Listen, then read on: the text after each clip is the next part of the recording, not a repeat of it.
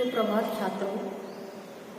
अर्धवार्षिक के बाद आज हम पाठ नंबर 2 वेनिस का व्यापारी के संबंध में वर्णन करेंगे। यह पाठ एक साहित्यकार द्वारा रचित, जिनका नाम विलियम शेक्सपियर है, उनके द्वारा रचित द मर्चेंट ऑफ वेनिस पर आधारित है। इसमें यह बताया गया है कि एक मित्र अपने मित्र की कितनी कुशलता के साथ, चतुराई के साथ उसको एक निर्दयी जालिम व्यक्ति से बचाव कर पाता है। प्रारंभ करते हैं यह पाठ वेनिस का व्यापार। यूरोप महाद्वीप में एक देश है इटली। इस देश के वेनिस नामक नगर में एक धनी व्यक्ति रहता था। नाम था शाइलॉक। वह लोगों को ऊंची ब्याज पर ऋण देता था। शाइलॉक बहुत क्रूर था। वह किसी पर अपनी एक कौड़ी तक नहीं छोड़ता था। यही कारण है कि लोग शाइलॉक से घृणा करते थे।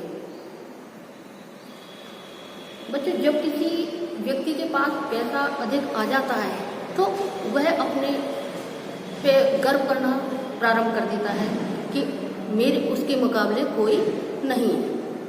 ये घमंड, ये गर्व कभी भी व्यक्ति को नहीं होना चाहिए। पैसा तो हाथ का मैल है और फिर स्वभाव भी उसका जालिम प्रवृत्ति का था। वह किसी पर दया नहीं करता था और किसी पे भी एक कौड़ी, इसमें दिया है ना, एक कौड़ी तक नहीं छोड़ता था, एक पैसा तक नहीं छोड़ पाता था उधार। उसका ये स्वभाव था।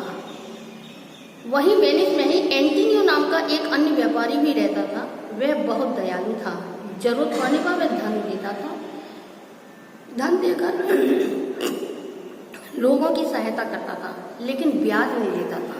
वो शाइलॉक ऊंची ऋण पर ब्याज लेता था और एंटोनियो ब्याज नहीं लेता था। इस कारण सभी एंटोनियो से प्यार करते थे, लेकिन वह शाइलॉक को फूटी आंख नहीं सुहाता था। जब उसके शाइलॉक के स्वभाव के ठीक विपरीत एंटोनियो का स्वभाव था तो वह उससे नफरत करता था। वह उसे पसंद नहीं करता था। बिल्कुल भी उसे अच्छा नहीं लगता था कि इसका स्वभाव ऐसा क्यों है। अच्छे लोगों के बहुत से मित्र होते हैं, इसीलिए एंटोनियो के भी थे। ये तो बच्चों पूर्णतः सत्य है कि अच्छे लोगों को मित्र बनाने में देर नहीं लगती। एंटोनियो के साथ भी यही था। एंटोनियो के भी बहुत से मित्र थे। इनमें एक उनका एक घनिष्ठ मित्र, घनिष्ठ मीन्स पक्का मित्र, जिस पक्की दोस्ती जिसे कहते हैं था, उसका नाम था बेसानियो। उसने अपने विवाह के लिए कुछ धन की आवश्यकता थी, अतः वह एंटोनियो से सहायता मांगने पहुंचा। कौन? उसका मित्र, जो घनिष्ठ मित्र था बेसानियो। एंटोनियो के पास उस समय धन नहीं था, लेकिन वह सच्चा मित्र था। वह बेसानियो की सहायता करना चाहता था। बच्चों, अभी यहाँ तक ही, अभी थोड़ा सा और विवरण देंगे कि इसमें मुहावरे भी हैं, शब्दार्थ भी हैं। तो जैसे ऋण का दिया हुआ है, ऋण मीन्स उधार। इसमें कुछ कठिन शब्द आए हैं, उनका मैं वर्णन कर रही हूँ। घृणा, नफरत,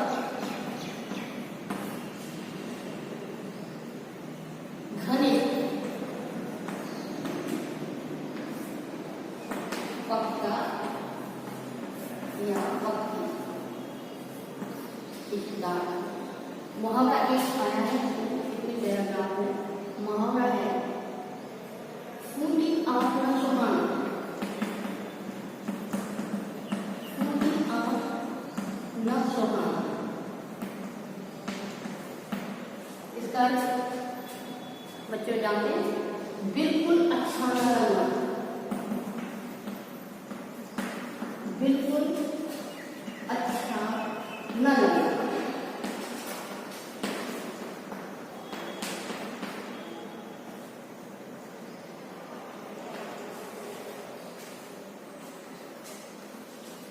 आगे एंटोनियो ने विवश होकर शाइलॉक से ऋण लेने का निश्चय किया। वह शाइलॉक के पास पहुंचा और उसने धन मांगा। किसके लिए? अपने लिए नहीं, अपने मित्र के लिए। उसने सोचा क्यों ना अवसर का लाभ उठाकर एंटोनियो को जाल में फंसाया जाए। इसकी योजना बनाकर वह एंटोनियो से बोला, मैं तुम्हें ऋण तो दे दूंगा, लेकिन एक शर्त है, यदि तुमने ऋण अपने निश्चित समय पर न लौटाया तो मैं बदले में तुम्हारे कलेजे से 1 पौंड मांस काट लूंगा। देखिए बच्चों, कितनी चतुराई से उसने शर्त रखी। वो समझ रहा था कि उसकी चतुराई के कारण वह कर्ज चुका नहीं पाएगा और मुझे इसकी जान लेनी है। तो बच्चों, 1 पौंड एक मात्रा होती है नापने, भार नापने की, जिसमें 453 ग्राम का 1 पौंड बनता है।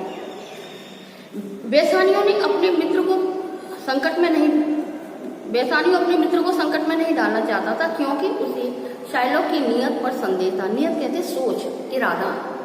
इस स्थिति को भांप कर यानी कि समझ कर शाइलॉक चतुराई से बोला, अरे डरो मत, यह शर्त तो मैंने हंसी के लिए रखी है। देखिए बच्चों, उसने शर्त भी रख ली, हंसी में बात भी कह दी, यानी उसकी अंदर की जो भावना थी वो उसने पूरी जाहिर कर दी।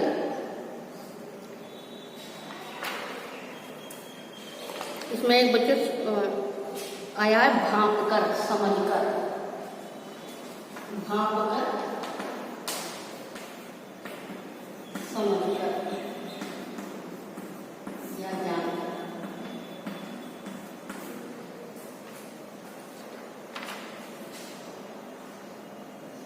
एंटोनियो को भरोसा था कि शीघ्र ही उसके पास काफी धन आएगा और बहुत समय पहले ही ऋण चुकता कर देगा, यानी उसका भुगतान कर देगा।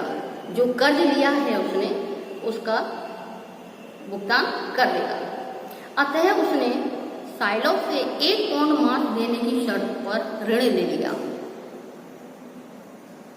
उसको लगा कि मैं ये कर्ज चुका दूंगा। अब देखिए उसके विपरीत परिस्थिति क्या होती है। बेसानियों ने बेलमंट नगर पहुंचकर पोशिया नामक युवती से विवाह किया। इधर तो उसे विवाह की थी, अब किसको? उसके मित्र को। इधर एंटोनियो को व्यापार में घाटा हो गया। बच्चों, कभी कभी व्यापार नहीं फलता और वैसे भी व्यापार में उतार चढ़ाव आते रहते हैं। कभी फायदा होता है तो कभी हानि होती है। हम लोग जो भी व्यापार करते हैं तो इसमें इतना हमें गुंजाइश रखनी चाहिए, ये सहनशीलता रखनी चाहिए कि यदि घाटा हो तो हम सहन कर सकें। लेकिन उसकी एंटोनियो की मजबूरी दूसरी तरह की हो गई थी कि वो व्यापार में उसे घाटा जो हुआ था, उससे नुकसान, घाटा मीन्स नुकसान जो हुआ था,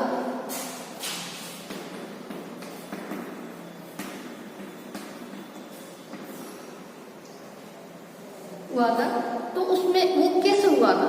उसके जो समुद्री जहाज थे वो नष्ट हो गए थे, बेकार हो गए थे। बड़े संकट में, बड़ी मुसीबत की घड़ी आ गई उसकी, संकट, मुसीबत, परेशानी। शाइलॉक को धन लौटाने का भी समय आ गया। समय बीतते देर नहीं लगती। समय कब चलता है? समय गतिशील होता है, वो आगे बढ़ता जाता है। समय के साथ साथ यदि मानव चलता जाए तो उसे रुकावटें कम आती हैं। तो मुसीबत में तो वह पड़ गया, लेकिन शाइलॉक को धन लौटाने का जो समय आ गया और उसके पास, एंटोनियो के पास धन नहीं था, क्योंकि उसे अपने व्यापार में बहुत हानि हो गई थी। एंटोनियो ने बहुत कोशिश करी, बहुत प्रयास किया, बहुत कोशिश करी, लेकिन आवश्यक धन न जुटा सका। जितनी उसे आवश्यकता थी धन की, वो उसका इंतजाम, उसका प्रबंध न कर सका। शाइलॉक द्वारा दिया गया समय भी निकल गया। जो अवधि दी थी, जो समय दिया था कि इतने समय के अंदर लौटा देना, तो वो भी समय निकल गया उसका। दुष्ट शाइलॉक इसी अवसर की तलाश में था। उसने मौका लग के केस चला, कहते हैं ना, केस दायर कर दिया, न्यायालय में मुकदमा कर दिया, और वह एंटोनियो के कलेजे का मांस काटकर उसे मौत की नींद सुनाना चाहता था, यानी हमेशा उसके लिए उसका जीवन समाप्त करना चाहता था। वह यही चाहता था, इसी कारण उसने एक पौंड मांस वाली शर्त रखी थी। उसके बाद उसका क्या है, आगे क्या होगा, वो शर्त पूरी कर पाता है या उसे कोई और रुकावटें आती हैं, इसका अध्ययन हम अगले टर्न पर करेंगे। थैंक्स बच्चों, हैव अ नाइस डे।